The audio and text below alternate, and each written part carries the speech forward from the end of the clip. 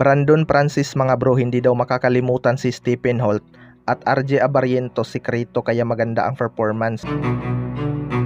So naka-bounce back na nga itong Barangay Ginebra mga bro matapos silang tambakan ng SMB. Na-sweep nga nila itong Phoenix Fuel Master. First quarter pa lang kita na nga ang gigil nitong Barangay Ginebra na makabawi sa kanilang huling talo. As expected mga bro, maaga ngang naging aggressive si Justin Brownlee. Pero maaga din itong inupo ni Coach Tim Con dahil natamaan nga ni Scottie Thompson itong si Justin Brownlee sa mata pero hindi naman sadya. Nakapagtala lamang ng 13 points itong si Justin Brownlee mga bro. Pero step up naman ang mga locals nitong Barangay Ginebra na pinangungunahan ni RJ Abarrientos with 24 points, 5 rebounds at 5 assists. Gumaganda na nga itong laro ni RJ Abarrientos mga bro at ang kanyang sikreto nga ay mag-focus lang sa laro. Naging katulong niya naman sa scoring sina Japit Aguilar at Scottie Thompson mga bro, combining 65 points silang tatlo. Sikat din itong si Raymond Aguilar matapos gamitin ni Coach Tim Con at nagtala ng 4 na puntos. Isa talaga itong si Raymond Aguilar sa mapapasama sa rotation ni Coach Tim Con dahil injured nga si Isaac Go. Pagkakataon na nga ito ni Raymond Aguilar magkaroon ng playing time mga bro dahil hindi naman kaya na hindi magpapahinga si Japit Aguilar.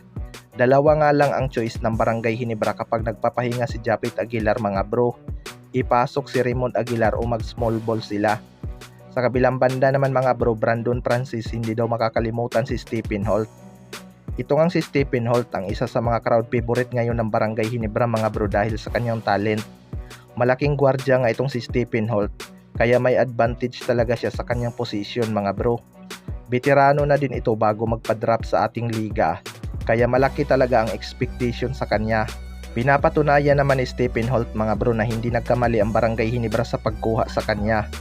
Scorer nga ito sa Tira Permaji pero dito sa Barangay Ginebra, ginawa nga siyang import stopper ni Coach Tim Con dahil hindi naman ganun katatangkad ang mga import sa Governor's Cup. Isa nga si Brandon Francis sa mga napigilan ni Stephen Holt mga bro. Legit na scorer talaga itong si Brandon Francis pero dahil kay Stephen Holt, bumaba nga ang kanyang performance. Hindi niya nga daw makakalimutan itong si Stephen Holt at Scottie Thompson dahil sa kanilang ginawang depensa sa kanya. Well, para sa akin mga bro, credits talaga sa depensa ni Stephen Holt. Nag-adjust talaga ito sa kanyang laro dahil mas priority niya nga ang depensa kaysa sa scoring.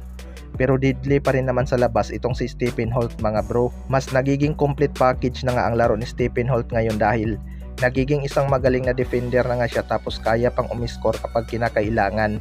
Total team effort pa rin talaga ang ginawa ng Barangay Ginebra para masweep ang Phoenix Fuel Master sa kanilang grupo. Kayo mga bro, ano masasabi nyo tungkol dito?